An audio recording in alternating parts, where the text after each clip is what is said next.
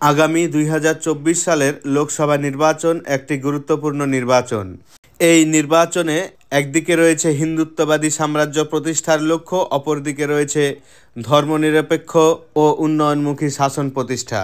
এই হিন্দুত্ববাদী শাসন এর পতন ঘটানোর জন্য সমগ্র ভারতবর্ষব্যাপী প্রায় ২৬টি আঞ্চলিক দল এবং জাতীয় কংগ্রেস ঐক্যবদ্ধভাবে INDIA নামক একটি ইন্ডিয়া জোট গঠন করেছে। উদ্দেশ্য বিজেপির আগ্রাসন রদ করতে হবে। এই ইন্ডিয়া জোটে একটি গুরুত্বপূর্ণ ভূমিকা পালন করছে বর্তমান পশ্চিমবঙ্গের মুখ্যমন্ত্রী মমতা ব্যানার্জি। মোদি অমিত শাহ এই বাংলাকেও পাখির চোখ করেছে। তারাও ছেড়ে দেবার পাত্র নয়। বাংলায় রয়েছে লোকসভার আসন ৪২টি।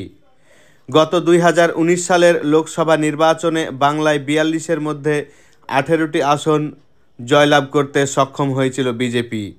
আগামী ২৪ সালের লোকসভা নির্বাচনে বিজেপি যেখানে বাংলায় ৩০ থেকে ৩৫টি আসনের লক্ষ্য রাখছে, সেখানে ইন্ডিয়া জোট হোক বা না হোক, মমতা ব্যানার্জি চাইছে পশ্চিমবঙ্গের ৪২টি আসনই তার দখলে রাখতে।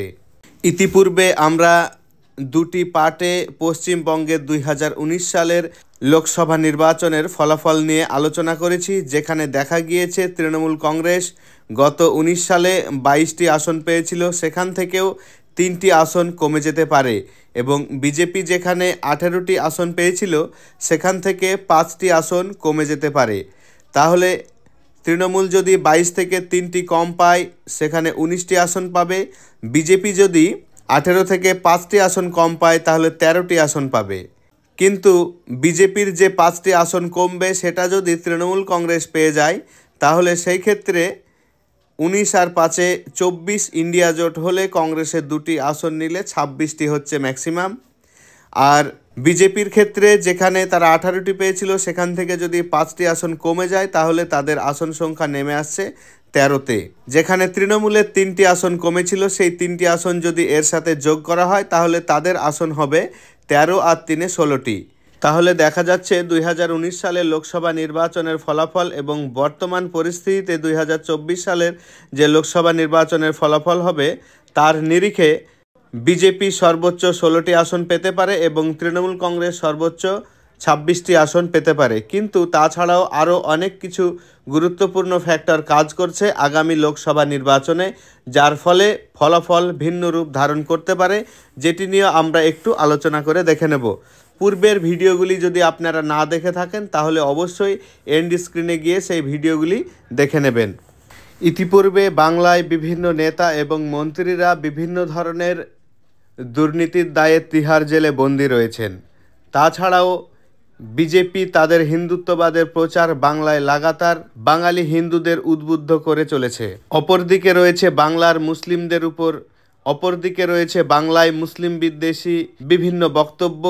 পশ্চিমবঙ্গের বিস্তীর্ণ এলাকা জুড়ে রয়েছে বাংলাদেশ বর্ডার, রয়েছে CAA এবং NRCর ভয়। কিন্তু এত কিছুর মধ্যে দিয়েও পশ্চিমবঙ্গের মুখ্যমন্ত্রী মমতা ব্যানার্জির সার্বিক উন্নয়ন, প্রত্যেকটি ঘরে ঘরে পৌঁছে দিয়েছে পশ্চিমবঙ্গের সমস্ত প্রকল্পের সুবিধা, যেখানে কোনো দল, বর্ণ, মত কোনো ভেদাভেদ রাখেননি। তাছাড়াও বাঙালিরা চায় না কোনো সাম্প্রদায়িক ইস্যু।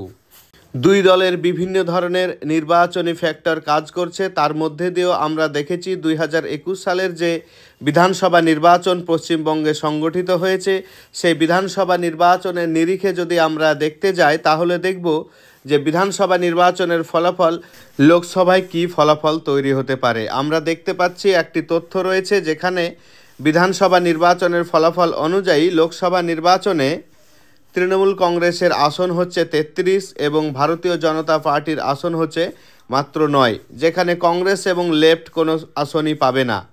যেখানে আমরা দেখেছি ২০১৯ সালের লোকসভা নির্বাচনের পর থেকে বিজেপি তার হিন্দুত্ববাদের প্রচার বেশি বেশি করে শুরু করেছে, কিন্তু তার পূর্বে যে নির্বাচন হয়েছে সেখানে বিজেপি যে ফলাফল করেছে এবং হিন্দুত্ববাদের প্রচার শুরু হওয়ার পর ২০২১ সালে তার ফলাফল অন্য রূপ ধারণ করেছে, যেখানে উন্নয়ন কাজ করেছে অনেকাংশে।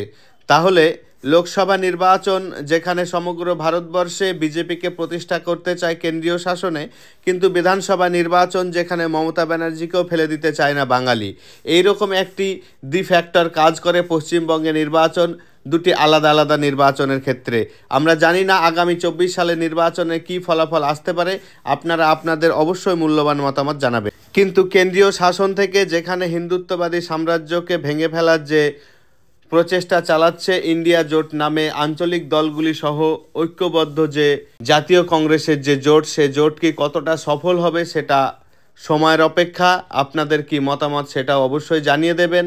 এবং মমতা ব্যানার্জির যে প্রচেষ্টা, তিনি ভারতবর্ষে কেন্দ্রীয় শাসন প্রতিষ্ঠায় একটি সহযোগিতার হাত রাখবেন এবং বিজেপির সাম্প্রদায়িক শক্তিকে ভেঙে দিতে চাইছেন, সেটা কতটা সফল হবে সেটাও অবশ্যই আগামী দিনে সময়ের অপেক্ষা। আমরা যেহেতু ঐক্যবদ্ধ জোট কেন্দ্রীয় ক্ষমতায় আসার একটি কৌশল অবলম্বন করছে এবং মমতা ব্যানার্জি গুরুত্বপূর্ণ পদক্ষেপ গ্রহণ করেছে, সেই ক্ষেত্রে বাঙালি যদি মমতা ব্যানার্জিকে মনে প্রাণে চেয়ে থাকে তাহলে লোকসভা বা বিধানসভার কোনো পার্থক্য দেখবে না। আগামী লোকসভায় 42টি আসনই মমতা ব্যানার্জির হাতে তুলে দেবে।